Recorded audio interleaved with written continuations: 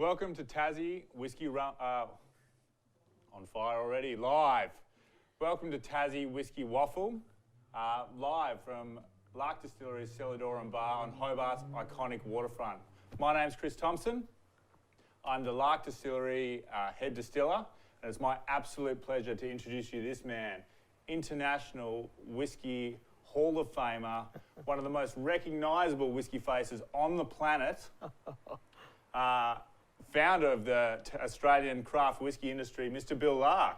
Welcome, cheers. Cheers, Chris, and happy World Whisky Day, everyone. And what a great place to be celebrating World Whisky, sitting here in the cellar door at Lark Distillery. Couldn't think of a better place to do it. And I hope some of the viewers out there are able to share in a whiskey with us on World Whisky Day. It's a great celebration, and it's probably a good idea. And I'd love, Chris, if you've got the time, to tell you how all this started.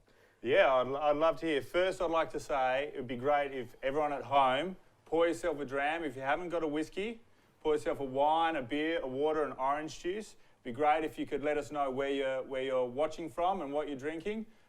We'd love to read the comments. And yeah, Bill, tell us all about it. How did it start? How did you start a distillery? How did you start an industry? It started from enjoying whiskey, just what we're doing now. I used to enjoy whiskey with my father-in-law.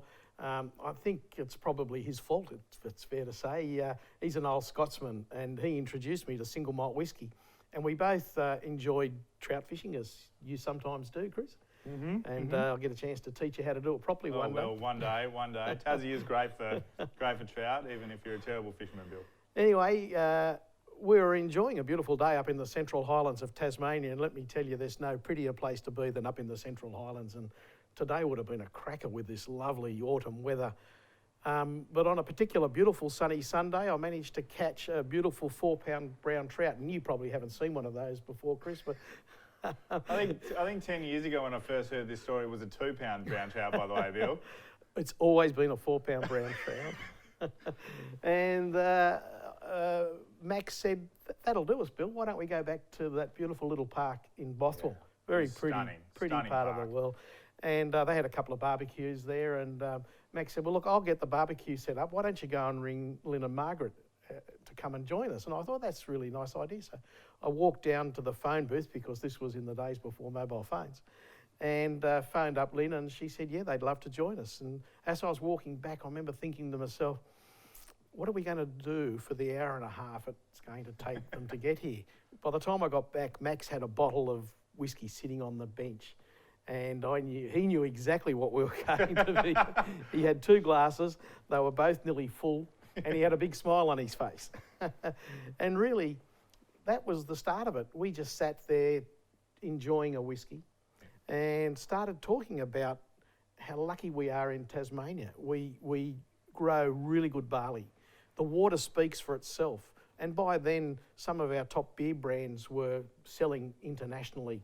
Yeah. And I just said to Max, we've got everything we need to make whiskey. I wonder why somebody isn't making whiskey in Tasmania. And seriously, that little comment, and I warn people, you've got to be careful what you wish for, because it just might happen. That was 30 years ago, and here we are today, sitting, enjoying whiskey here in Tasmania on World Whisky Day. Wowee. It couldn't get much better, so cheers. Cheers, Chris. Now, what we've got in our glass at the moment is Lark Distillery's flagship whiskey. This is our classic cask. Do you want to walk us through what you're finding in this dram? Yeah, look, Chris, when I started making whiskey, I really had no idea what Tasmanian whiskey was going to be like. I knew it had to be made from malted barley, yeast and water. Yep. The very fortunate thing for me was that within 2 weeks of getting my licence, I had a phone call from one of the big distilleries in Scotland offering to help me make whiskey. It's the first sign of, or it's the first indication of what's to come with the community that whiskey really is. It's international, it's local, it is stunning, it is amazing how the industry comes together to help each other. Well, it's something I've never forgotten, and when people have come to us, as you know, to ask for help, we've always been willing to share in what we've learned, just as Scotland was willing to help us when we started.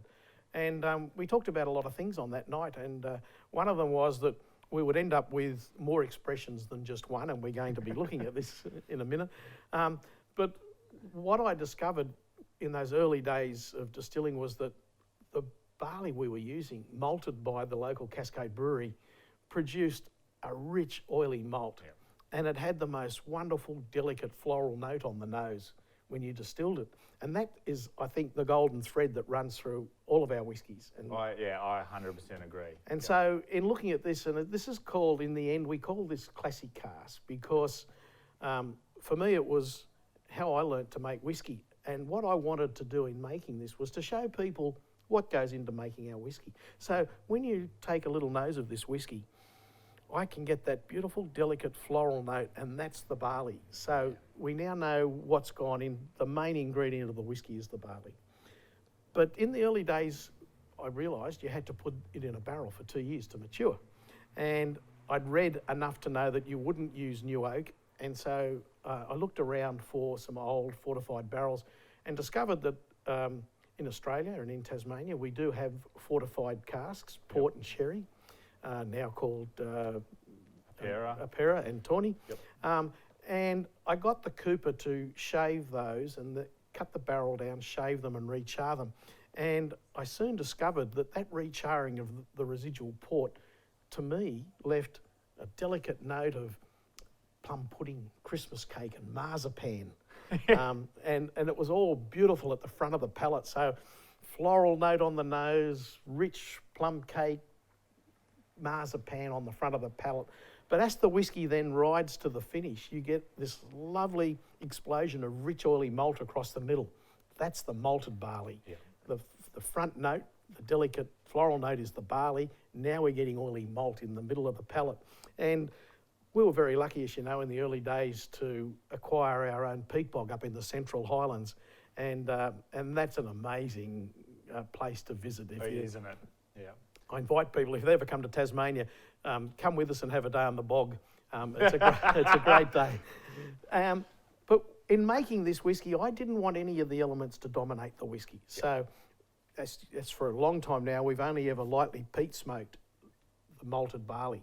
And in describing this whiskey, I would say to you, it highlights all of the elements that go into making a whiskey in a truly balanced way.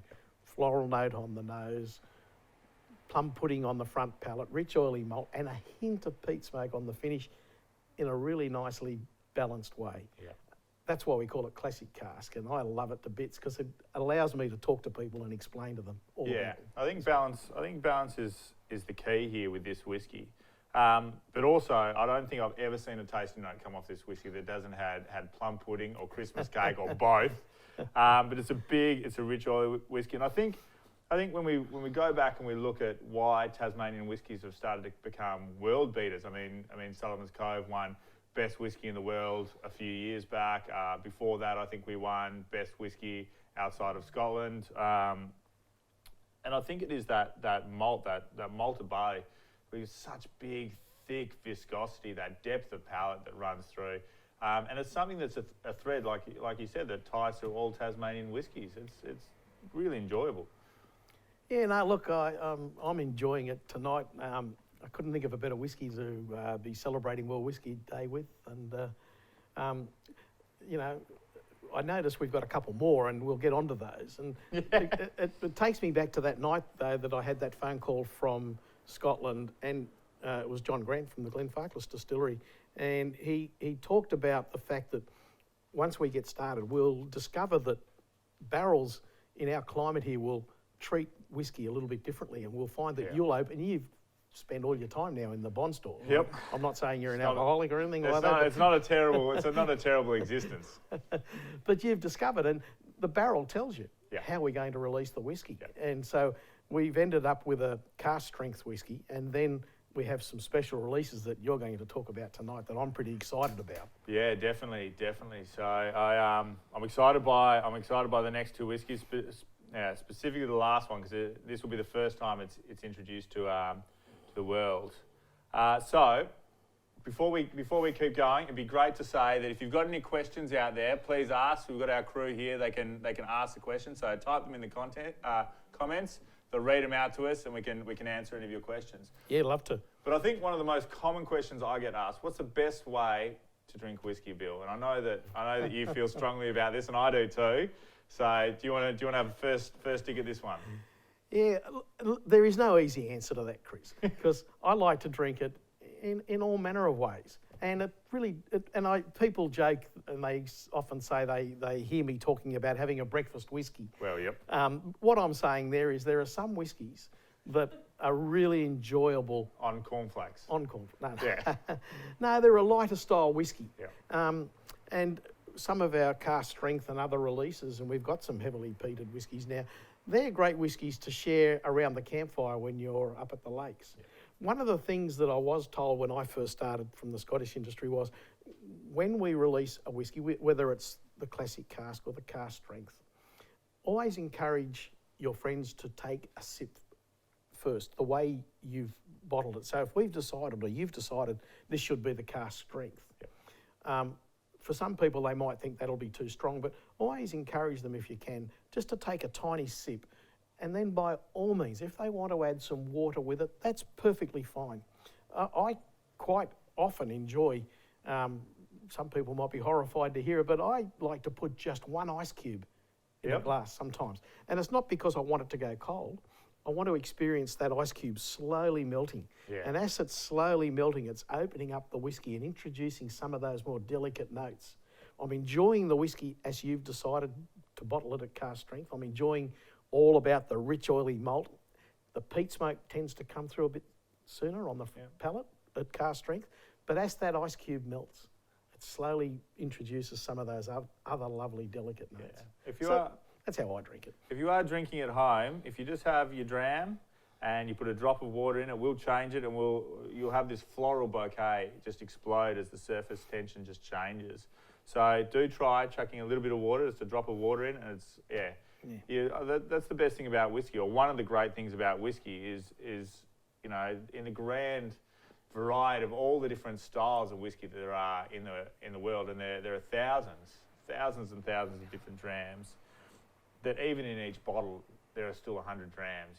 Little drop of water here and a drop of water there, and you just get to experience something different. So. One of the things that's never ceased to amaze me is whiskies throughout the world, malt whiskies, are made from malted barley, yeast and water. So you'd think to yourself, why aren't they all the same? But the amazing thing is they're not. And we wouldn't be sitting here on World Whisky Day at the Lark Cellar talking about whiskey if that was the case. I think the fact is that all of the whiskies are different, even in our distillery. And that comes from the different casks we use. And I think any distillery around the world will tell you that 65% of the character of any whiskey comes from the cask it's put in. It's a very important part of it. And that just gives us the opportunity to try more whiskies, sit and talk about it. I've had whiskies, and we've done this, you and I have sat nosing a whiskey, and 15 minutes later, somebody will say to us, don't you blokes like that whiskey? And we go, oh, sorry, I'm enjoying the nose so much, I haven't even thought about trying it yet. Yeah. So much to enjoy there. Definitely. So you're going to tell me a little bit about the cask strength whiskey, Chris? So, I think, do you want to move to the next one? I'd like to. All right. So, our first whiskey here at 43%, that's, well, in Bill's words, to a degree, it's our breakfast whiskey. It's our starter off. But our second whiskey here is our cask strength at 58%. It's a little stronger. It's bolder. What the alcohol does, the extra alcohol does, it actually allows more robust flavours to come out and a more intense experience. So if we get the balance right when we're putting the whiskey together, it actually shouldn't taste very much more alcoholic, but we just get more flavours getting carried by that extra alcohol, and it just should sing just in the way that the 43% does, but with a little bit more. So yeah, cheers, mate. Cheers. Happy World Whisky Day. Very much so. One of the things I love about our cask strength whiskey is that it is a higher strength whiskey, but you wouldn't know it to drink it. No, I know. It's still luscious and oily across the middle of the palate, and it just finishes long and warm and smooth. Long and long. It just keeps going. Yeah. So one of the prerequisites that we're really hard on when we're putting this whiskey together is that it should hide its alcohol well. You shouldn't taste it and go, this is a cask strength whiskey. This should be, it's easy drinking. Yeah. So tell me, Chris, you know, we've just come through a difficult time and we're still in it. Yep. What would you be doing with a whiskey like this once the COVID restrictions are relaxed? What would you be doing? Where will you go to enjoy one of these whiskies? I think for me, whiskey fundamentally is about people and community. It's about bringing people together. I think I like to tell a story. This is my romanticised story of what whiskey is that if we look at like some of the really old brands like Glenfiddich, Glen is valley, and the farmers, they come together and they put their excess grain together in their valley and they produce a whiskey, and it's the community coming together. And I feel like that's the thread that sort of comes through the narrative of whiskey now. So I guess the answer to that is that whiskey to me is best consumed with friends. So yeah, it's no question of that. Once this joyous COVID isolation restrictions can come off and we can sensibly share a dram together, then certainly do that. Having said that, over the internet, doing exactly what we're doing right now is how most of my Friday and Saturday nights have been spent, sharing drams with friends. Sure. How about you? That's been good. But I truly am looking forward to the day I can go back up into the Central Highlands of Tasmania. You know, there's just some of the most magnificent scenery up there. And to could you imagine Cradle Mountain in the next couple of months with a metre of snow, just gorgeous, and just having a whiskey by the fire up there? It'd be stunning.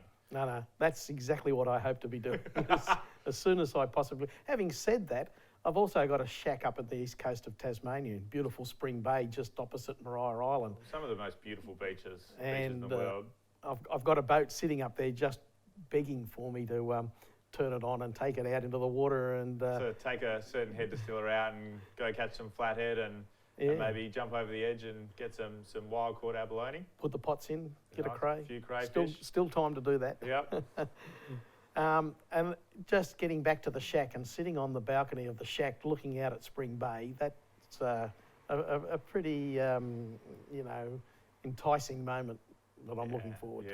Yeah, it is stunning up there. I've got to say that one of my favourite holiday destinations is the east coast of Tasmania. So now you talked about the peat bog. You talked about the peat bog earlier, and there's one of my favourite stories that you tell is getting your peat bog mining license, because no one, I'm going to guess that no one out there realises that Lark Distilling Co is actually Australia's smallest mining company. We have our own peat bog. We pay royalties for mining. I think we pay about $7 a year in royalties I think. They're not going to get rich from us. No, I don't know. But they actually love us having the ability to dig peat, because whiskey's become such an important thing for Tasmania. Yeah. And I remember the day I had to apply for a licence as if I was a big mining company, and the mining inspector came up to the peat bog and I had to fill out a book about this thick, and we get to the 5 pages on machinery, and he goes, so what sort of machinery will you use? And I said, oh, you see that spade over there? And he laughed. And he said, nah, seriously, what will you be using to dig the peat? And I said, see that spade over there? And that's what we dig the peat with. That's what you did, and that's what we're still digging the peat with that. And you'll be very pleased to know that the boys got the ute bogged up there for a good 6 hours the other day. So I've often worried about that. I'm glad I haven't done that. I think the rescue ute also got bogged. So there we go. It's very nice. It's a great place. It's right smack in the middle of Tasmania, up in snow country. Often gets snowed on. And one of the things I like to do when I'm up there, and because I catch so many trout, is to sit. It's all lies. If you're playing at home, they're all lies. No trout caught. He brings them frozen from home. I'm a fisherman. I'm allowed to lie. But to sit up at the peat bog, one of the things I've discovered is I've got one of those little peat smokers, and you get a fresh Tasmanian brown trout, and you fillet it, and you just rub a tiny little bit of brown sugar in and then drizzle it with Lark whiskey. Yep. And then set the peat smoker going. So it's smoking over a peat fire, and sitting back, enjoying a whiskey and peat smoked trout up in the Central Highlands. There's nothing better. Nothing better. Brilliant. Gentlemen, I I'll interrupt with a couple of questions. Oh, Viewers, go. if that's okay. And Yeah. while we do that, I'll let you know we've got people from New York, so Joanne in New York, Hi. Hello, New York. Chinatsu in Japan, Fiona Oh, Man. what a... South Wales in UK. Lucy is watching with your sister Chris in Melbourne. no, sorry. Jody in Hawaii, John in Singapore, and Peter Bingham says happy World Whisky Day. Oh, happy World Whisky Day. Happy World Peter. Whisky Day. Peter Bignell, if you don't know who he is one of the most amazing kind men, producing some of the best rye whiskey on the planet. So He's a real character too. He is. He's actually, I think he's the only carbon negative distillery on the planet. So yeah, love Peter. Yeah, good work, Peter. Excellent. So I've got a question from Ali Corbett. Don't know where she's from, but Ali Corbett. She wants to know which Scottish area or region, I guess she wants to say, is Tasmanian whiskey most similar to? Oh, gosh. Oh, it's a hard question. I think, well, do you want to answer that to start with, Bill? You go first. Well, I've had people have a Lark whiskey blind at a whiskey tasting, and they've been asked where do they think the whiskey comes from. Yep. And most people say, look, I don't know where it's from, but it's definitely, I don't know which region of Scotland, but definitely a Scottish whiskey. It's probably something like a Speyside Highland whiskey. Yep. One of the more delicately peated ones. Some people have likened it to things like Highland Park, only in the sense that Highland Park doesn't have a lot of peat. It's a delicate sweetness. Has that big thickness. And our whiskey has that sort of similarity. So I guess I'd love to say it's like an Isla whiskey, but it's it's honestly probably something very similar to one of my other favourite whiskies, and that's a Highland Park. Yeah, yeah. I think for me the regionality is sort of this historical thing in Scotland, and what's been really lovely in Australian and Tasmanian whiskey is that we can draw on influences, our favourite influences from all over the world, including all over Scotland. So, you know, it might be Launceston that has a lighter style. Launceston Distillery has a lighter style. It might be us that are maybe slightly heavier, or you know, Adams I know is doing some Isla style whiskies. So if you sort of look around Tassie, we've probably got influences from all over Scotland and also all over the world, like wonderful Japanese whiskies. You see that from distillery to distillery. So I don't think regionality plays such a part with Tassie. It's influence. It's, you know, it's. Yeah, and it's one of those questions like, how do you drink whiskey? I drink it all manner of ways, and often one of the most commonly asked questions I get is, what's my favourite Scottish whiskey? Well, I don't know about everybody else, but I've got about 30 or 40 favourite Scottish whiskies, and I love the rest. Your answer is usually, what time is it? What's my favourite whiskey? What time is it?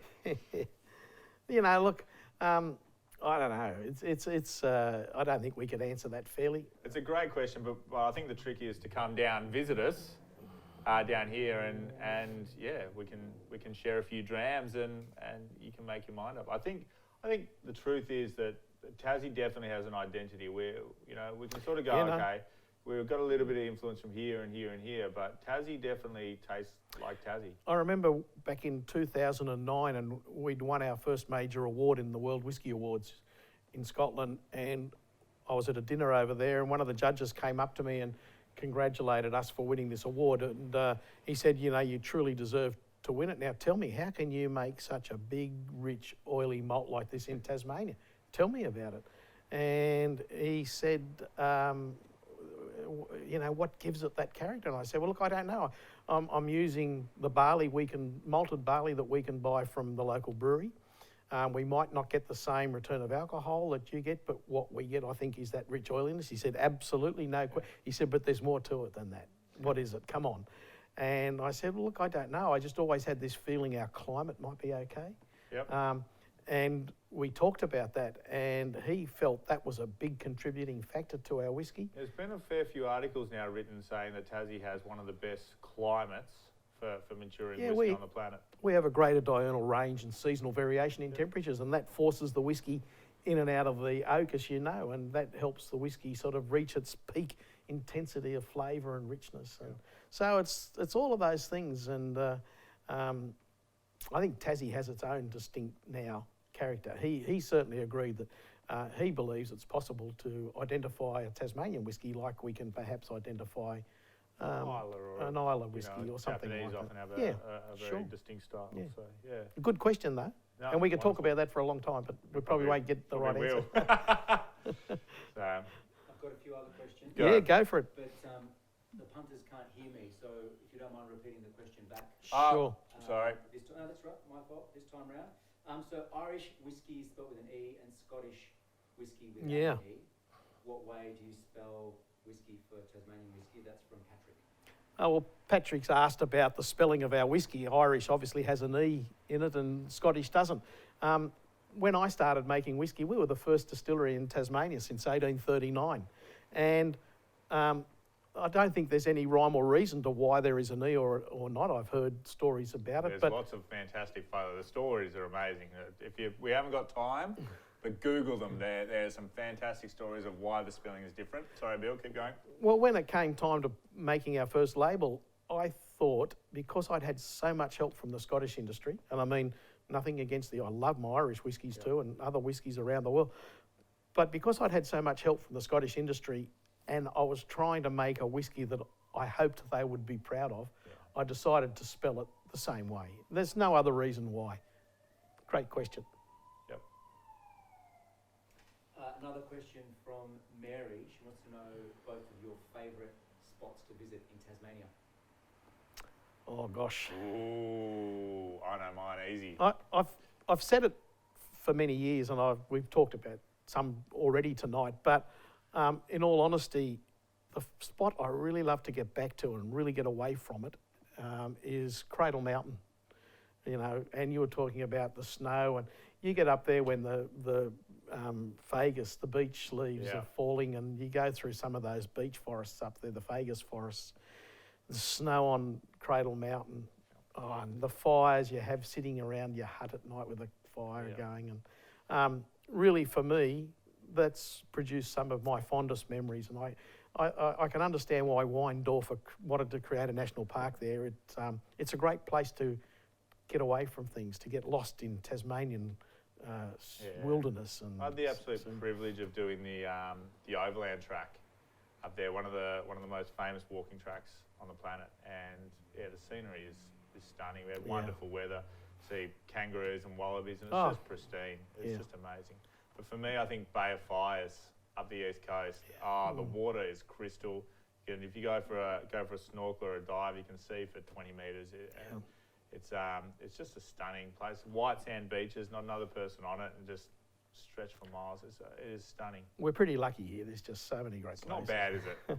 Actually, I wouldn't mind getting back up to Lake Petta. Yes. I have actually caught, last time I was there, I caught a fish with your father. Big, he was as big shocked fish as up I there. was. Yeah, he should be shocked you catching a fish. Yeah, any more questions there, Demetrius? Yes, there is a question from Stephanie. What's a good entry-level whiskey for those wanting to develop their palate? Oh, Stephanie, Great thanks question. for asking that. What's a good entry point whiskey? I think we've been through it tonight, and I mean that with all honesty and sincerity. I'd like to think if you were starting out in whiskey, I'd encourage you to try something like our Lark Classic Cask at 43%. It's a good strength. It's got all of those elements that go into making the whiskey in a beautifully balanced way. That's where I'd start. How many For times sure. have you been somewhere in like a dinner party, somebody bought a bottle of whiskey, because it's unusual for us to not bring a bottle of whiskey to a dinner party, strangely, and someone's gone, I don't drink whiskey, and you go, well, just try this, and they're converted. I think the problem is, and we're all guilty of it, that when we were a bit younger, just a couple of years ago, the whiskies we had then weren't single malt whiskies, or the whiskies that I could afford to drink were, whiskies that you'd have a whiskey and Coke with. And we probably all had an experience that we shouldn't have had, and we remember that. So when people say to me they don't drink whiskey, it's probably because they've had a memory from having that sort of whiskey in the early days.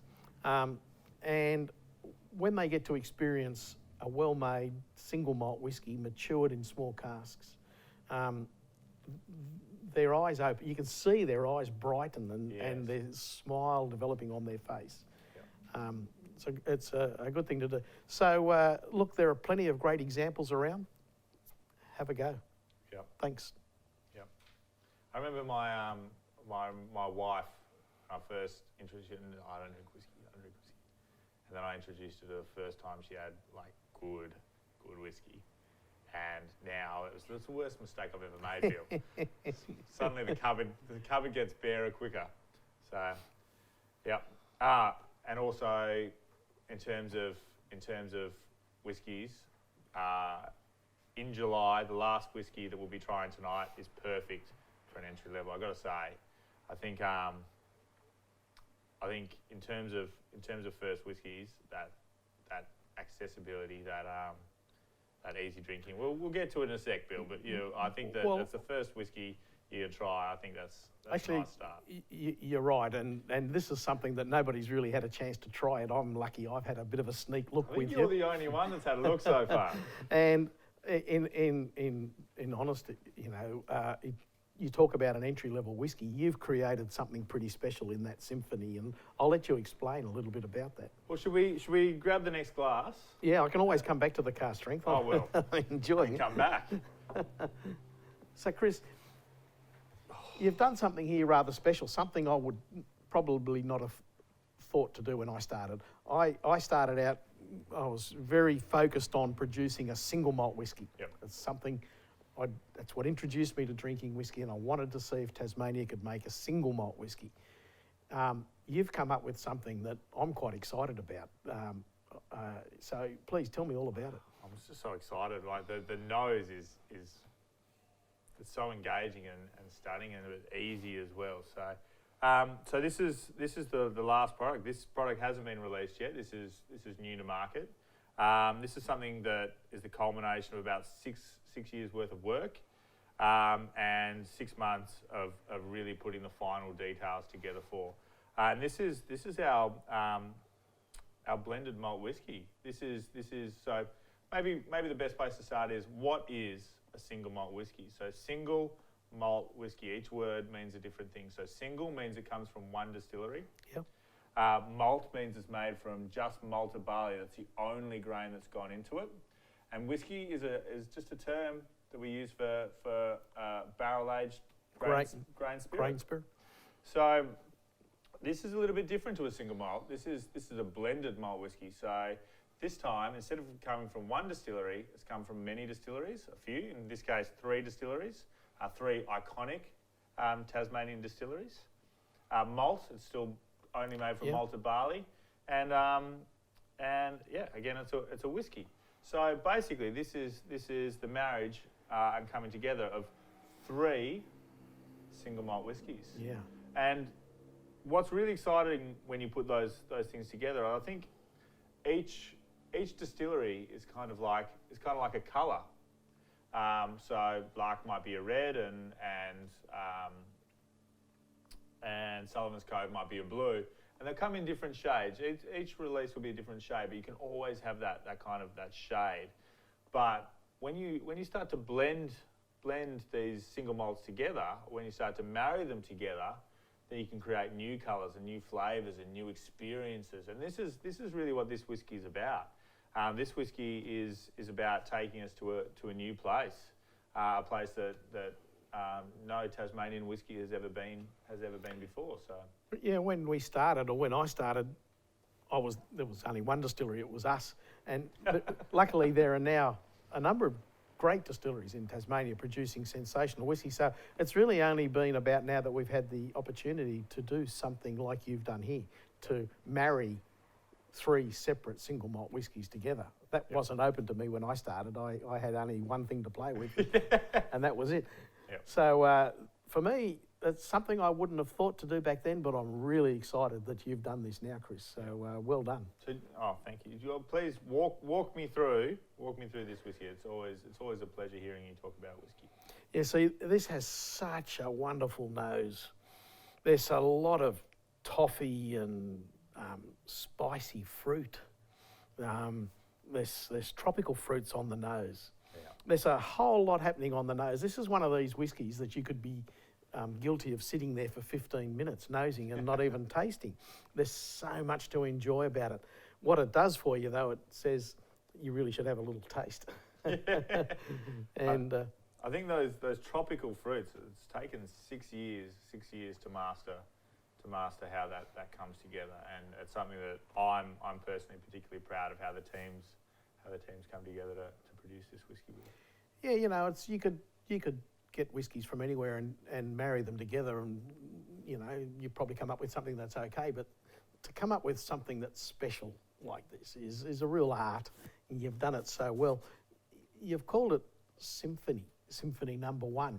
What does that mean? You're going to do more of these? Well, yep. I think the plan is that this becomes the beginning of the new wave of this style of whiskey, or this creation of whiskey. We're so lucky to have such amazing abundance of and variety of whiskey in Tasmania, that being able to put them together in a different way. And we're so collegiate down here. You've got to say that we're all friends. Pre-COVID, we were lucky enough to have plenty of barbecues and get together and drink each other's whiskey and natter and chat and come up with new things. But to me, this, you know, this whiskey represents an opportunity and a new direction for a future. Just like 28 years ago, 30 years ago, when you started the industry, it was a new beginning. This is, I think, the next beginning, I guess. Yeah, no, look at and it sits beautifully gentle up front, but then it doesn't disappoint you because you get this lovely rounded ride across the middle of the palate. And now I'm getting candy, and I'm getting toffee, and I'm getting chocolate, and a whole lot of characters you've managed to bring to the fore, and just finishing, long, warm, again, soft. For somebody that's looking for an entry whiskey, this is that, but it's more. If you're a person who loves their single malts, you're going to really love this whiskey too. It's complex, it's big, it's fantastic. Top job. I think for me what this represents is what I'm particularly proud of in this whiskey is the fact that if you're a novice, I think you'll love it. If you've been drinking single malt for 30 years, I think you'll love it. If you want to drink it like this, neat, or on ice, or in a cocktail, it works. It's got versatility. It's a whiskey that I've got to say that as we've worked through this with our team, that I've just fallen in love with. I've got to say. Well, I get excited every time I drink it. Another great way to celebrate World Whisky Day. I don't know if it's very cool to get this excited about a whiskey, but it's So, I think what you've captured when you speak about whiskey is that whiskey isn't about what's in the bottle. It's not something that's sort of you go and you pay your $100 and something and buy a bottle. It's about an experience. It's about coming together with mates and experiencing whiskey. It's what it does for you as you pop the cork and you share and you talk with friends and things. And I think it's really important to keep that in mind when you're drinking whiskey or when you're thinking about whiskey, that it's not some scientific endeavour. It's not an experiment. No. It's about friends and family and coming together. And I think for me, where it hit home is when I had my first child. I celebrated with a whiskey, and you come into work and you think, God, somebody's going to walk into that cellar door, and someone's going to pick up that bottle, and they're going to celebrate the birth of their child or their wedding, or you know, commiserate at a funeral with your whiskey. And that's what whiskey is about. It's about, you know, being there and supporting every experience in life. What you've just talked about is sort of one of the reasons I love coming back to the cellar door here and walking in and seeing people sitting around doing just what you've talked about with their friends, enjoying a whiskey. And immediately you all get drawn together. People want you to come over and share in what they've discovered and to talk about. And I love to find out where people are from and to hear of their experiences. And it's, you know, a minute later, you're as if you've been friends for life. It's one of the things I really love about having a place just like this. Whiskey is a family, and I've got to say, I think when I first started and I had the opportunity to come on here, it was the first thing that was introduced to me is that what our job is to introduce people, to welcome people to our family, our whiskey family, and this has been our home. Yep. Well, I hope you're all enjoying World Whisky Day out there. We're enjoying it. We're enjoying it here. I've got another question for you, gentlemen, from Jason. What food would you say matches best with Tasmanian whiskey? Maybe repeat it back. Oh, Jason has just asked a great question. What food would we enjoy drinking Tasmanian whiskey with? And I think, as we've been talking about fish, I can tell you crispy skinned trout, Tasmanian brown trout with one of our whiskies is just perfect for enjoying our whiskey with. That's the first whiskey and the last whiskey, but I've got to tell you too, that cask strength whiskey, some of our great Tasmanian beef with the cask strength whiskey is just sensational. How lucky are we in Tasmania? I don't think there's too many places in the world like it where we make some of the best wines in the world, some of the best whiskies now in the world. We've got cool climate seafood, beef and lamb, stunning lamb. The whole range of food. We don't need to leave Tassie. World-beating ciders as well. Yeah. We're so lucky, and there's so many good things to enjoy with our whiskey, but a crispy skinned salmon or the brown trout with one of our whiskies, beautiful. Yeah. No, Thanks, Jace. For me, Jason, I got to say cheese. We got some insanely good cheese down here in Tassie. Cheese or even a little bit of dark chocolate. So that's what every night about this time my wife will say, Bill, you get the whiskey, I'll get the chocolate. And that's how we finish the day. Yeah. Well done, Jace. Yep. Any more questions? We've got about 3 minutes left, so we could probably squeeze one or two more in. A question from Patrick, might seem obvious to us, but what's the significance of the name Lark? It happens to be my surname. Oh, sorry, somebody's asked the question, what's the significance of the name Lark? Going back 30 years when we thought about starting a distillery, we were going to be called all manner of things, depending, we couldn't work out where we were going to be. In the end, we couldn't wait to get started, so we applied for the licence, got the first licence issued since 1839, and just to complete the application, we called it the Lark Distillery. It was our surname. We thought one day we'll change it. Once we got started and we'd put out a whiskey, we said to people, well, we think we might change the name from Lark, and everybody said, no, don't do that, it works really well. So for no other reason that we hadn't thought of a proper name when we started, we just simply used our surname. It gave us an opportunity to put an image of a lark bird on the barrel, and that's become a bit of an iconic image for us. Yeah. The great thing is, and I don't know but you hear those little birds flying around the distillery. Yeah, they're larks. They're larks. Yeah. And it's a wonderful thing, and we had no idea at the time, but above our distillery, we do actually have larks flying around. Yeah. Quick, another question. Go, Dee. Any final suggestions for anyone that's considering coming to Tasmania when things improve and maybe return back to normal? Where would they start their whiskey tour? Oh gosh, the great thing about coming to Tasmania, if you want to start your whiskey tour, somebody's asked that question. Look, we've now got something like 50 distilleries in Tasmania, and it provides an opportunity for you to discover the whole of the island. You can start up north. We've got a number of good distilleries, Launceston, from Burnie right across the north coast. You can then travel down the east coast, and we've got a distillery on a spectacular part of the coastline on the east coast. Down to Orford, where we've got another distillery, Spring Bay Distillery, overlooking Maria Island. And you'll then end up in Hobart, and we've got distilleries from Port Arthur through to Hobart in the town here, out to the Derwent Valley, and you can head back to Launceston, and along the way you've got the Whisky Mile, if you like. You've got a number of distilleries out there. We had Peter Bignell say hello to us earlier on. He's up there, and look, you'll have no trouble. You'll be able to see the whole of Tasmania just simply by visiting distilleries.